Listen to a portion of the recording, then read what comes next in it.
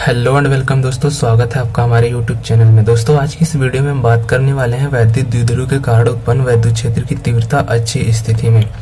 दोस्तों, ये UP board के एग्जाम में बहुत बार आया हुआ है और भी बोर्ड के एग्जाम में जैसे एमपी बोर्ड, बिहार बोर्ड में भी ये क्वेश्चन पूछता है, क्योंकि ये 12th का सिलेबस है। तो आप सभी इसको ध्यान से देखें और समझने की कोशिश करें कि ये किस प्रकार से हल होता है। इसमें हमें क्या करना होता है, वैद्युत क्षेत्र की तीव्रता अच्छी स्थिति में जो व्यंजक है उसको प्राप्त करना होता है, यानी एक सूत्र का निगमन करना होता है। तो चलिए देखते हैं कि इस सूत्र का निगमन हम कैसे करेंगे।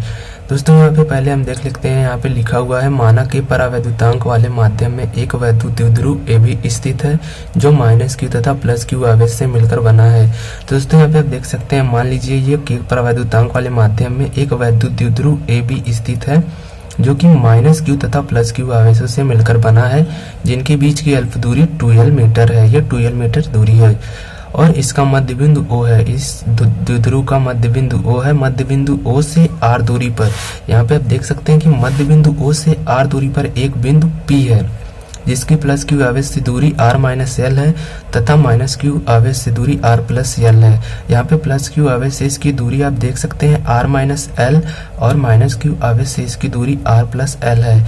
+q आवेश के कारण बिंदु P पर वैद्युत क्षेत्र की तीव्रता E1 तथा -q आवेश के कारण E2 है। +q आवेश के कारण आप देख सकते हैं इसकी दूरी r-l और -q आवेश के कारण r+l है और इसका जो वैद्युत क्षेत्र की तीव्रता है +q आवेश के कारण वो E1 है और -q आवेश के कारण E2 है। तो दोस्तों, हमें इस क्वेश्चन में क्या करना होता है, जो परिणामी वैद्युत क्षेत्र की तीव्रता होती है वो ज्ञात करना होगा और वही हमारा वैद्युत द्विध्रुव के कारण उत्पन्न वैद्युत क्षेत्र की तीव्रता का व्यंजक होगा। तो इसके लिए पहले हम E1 और E2 ज्ञात कर लेते हैं। तो E1 बराबर हो गया है 1/4πε0 के इंटू q/r-l² और यहाँ पे E2 जो है उसका जो मान है 1/4πε0 के इंटू q/r+l²।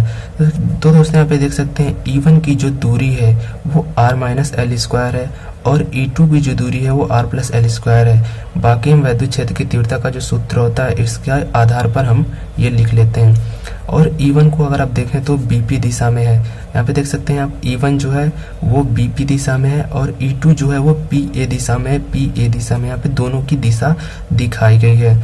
और अब आगे हमको क्या ज्ञात करना है, बिंदु पर परिणामी वैद्युत क्षेत्र की तीव्रता, जो कि परिणामी वैद्युत क्षेत्र की तीव्रता होती है E बराबर E1 - E2।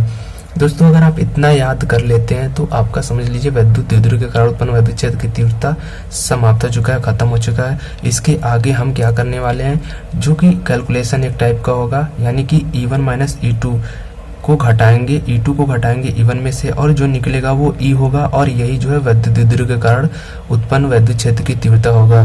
तो चलिए हम इस कैलकुलेशन को करते हैं और देखते हैं कि क्या आता है आंसर हमारा। दोस्तों, इस कैलकुलेशन के करने के लिए मैं अलग से पेज लेता हूं, क्योंकि आपको केवल इतना याद रखना है अपने दिमाग में। इसके बाद आपको कैलकुलेशन करना है और वो कैलकुलेशन आप एग्जाम में करेंगे। तो यहाँ पे आप देख सकते हैं E बराबर हम लिख लेते हैं, E बराबर 1/4πε0 के इंटू q/r-l का होल स्क्वायर माइनस 1/4πε0 के इंटू q/r+l का होल स्क्वायर। दोस्तों, यहाँ पे देख सकते हैं आप q/4πε और q/4πε दोनों में कॉमन है, तो इसको हम कॉमन ले लेते हैं, यानी बाहर निकाल लेते हैं। तो चलिए इसको हम बाहर निकाल लेते हैं। तो E बराबर q/4πε0 के इंटू यहाँ पे बचेगा r-l का होल स्क्वायर और यहाँ पे बचेगा r+l का होल स्क्वायर।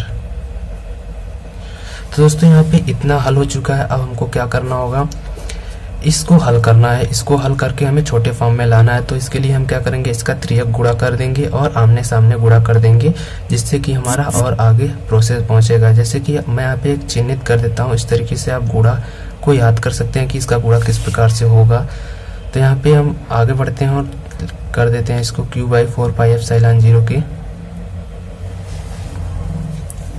इंटू यहाँ पे जो इसका गुणा है इधर करेंगे एक में, तो यहाँ पे हो जाएगा r+l का होल स्क्वायर माइनस का चिन्ह वैसे ही रहेगा और यहाँ पे हो जाएगा r - l का होल स्क्वायर।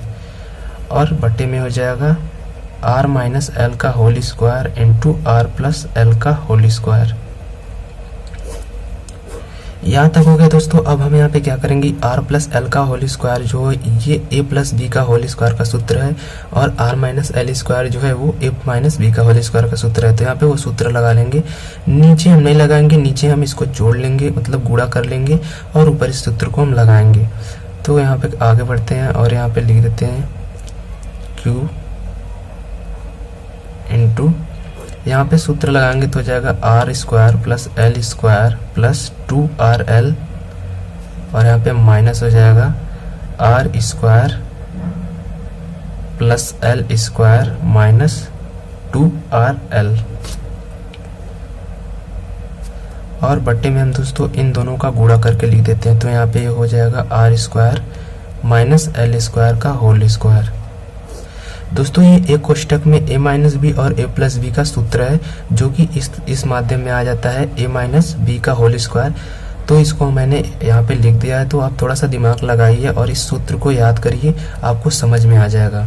अब इसके आगे बढ़ते हैं, e equal to Q by 4 pi epsilon 0 के R square plus L square plus 2rl। दोस्तों ये जो माइनस है इसका अंदर गुणा होगा, तो यहाँ पे हो जाएगा माइनस आर स्क्वायर, और यहाँ पे हो जाएगा माइनस एल स्क्वायर, और यहाँ पे प्लस हो जाएगा, और ये हो जाएगा 2rl, और यहाँ पे इसको वैसे के वैसे ही रखेंगे, R square minus L square का होल स्क्वायर। दोस्तों आप यहाँ पे देख सकते हैं कि minus R square plus R square से कट जाएगा, और minus L square plus L square से कट जाएगा, और यहाँ पे बचेगा 2rl और 2rl। तो इसको हम जोड़ के यहाँ पे लिख लेंगे q बाई 4 पाई एप्सिलॉन 0 के, यहाँ पे 2rl प्लस 2rl हो जाएगा 4rl upon R square minus L square का होल स्क्वायर। दोस्तों यहाँ पे 2rl और जो 4rl हो रहा है उसको हम अब यहाँ पे q को अंदर कर लेंगे, क्योंकि आगे का प्रोसेस हमारा q को अंदर करने के बाद ही होगा। तो यहाँ पे कर लेते हैं q को अंदर, और यहाँ पे लिख देते हैं 1 बाई 4 पाई एप्सिलॉन 0 के, और यहाँ पे हो जाएगा 4qrl और R square minus L square. दोस्तों आपको याद होगा कि p बराबर जो होता है, मतलब वैद्युत द्विध्रुव आघूर्ण होता है p बराबर 2ql, और दोस्तों यहाँ पे हमें दिख रहा है कि 4ql दिख रहा है, इसको हम 2 के फॉर्म में कर लेते हैं। तो यहाँ पे हो जाएगा q बराबर 1 बाई 4 पाई एप्सिलॉन 0 के 2ql, और यहाँ पे हम लिख लेते हैं r, और यहाँ पे 2 लिख लेते हैं। दोस्तों इसके अंदर गुणा करेंगे तो वही हो जाएगा 4qrl, और यहाँ पे लिख लेते हैं R square minus L square का होल स्क्वायर। अब दोस्तों यहाँ पे क्या कर लेते हैं, 2ql जो है उसको p की जगह पर रख देते हैं, यानी कि 2ql की जगह p रख देते हैं। तो यहाँ पे हो जाएगा e equal to 1 by 4 pi epsilon 0 के 2pr upon R square minus L square का होल स्क्वायर।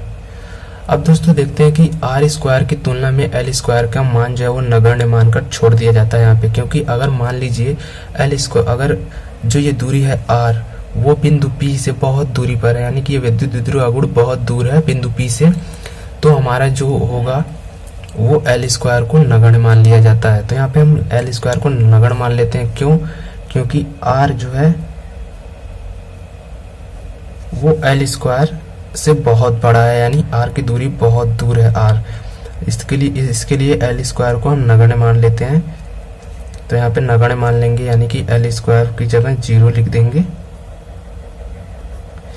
तो यहाँ पे हम आगे देखते हैं, एल स्क्वायर की जगह 0 जब लिखेंगे तो वहाँ पे बचेगा क्या, 1 बाई 4 पाई एप्सिलॉन 0 के 2pr अपान, यहाँ पे एल स्क्वायर की जगह पर 0 अगर पुट कर देते हैं तो यहाँ पे आर स्क्वायर का स्क्वायर, यानी कि r पे पावर 4 हो जाएगा। और दोस्तों यहाँ पे r जो है वो इससे कट जाएगा एक r से, यानी कि यहाँ पे r³ बचेगा। तो यहाँ पे लिख लेते हैं e equal to 1 by 4 pi epsilon 0 के इंटू 2p अपान r³। दोस्तों ये है हमारा जो वैद्युत द्विध्रुव आघूर्ण के कारण उत्पन्न वैद्युत क्षेत्र की तीव्रता। ये सूत्र हमें ज्ञात करना था और हमने ये सूत्र ज्ञात कर लिया है। और अगर मान लीजिए हमें वायु अथवा निर्वात के लिए कहा जाए इस सूत्र को ज्ञात करने के लिए, तो यहाँ पे हम लिख देते हैं वायु अथवा निर्वात के लिए।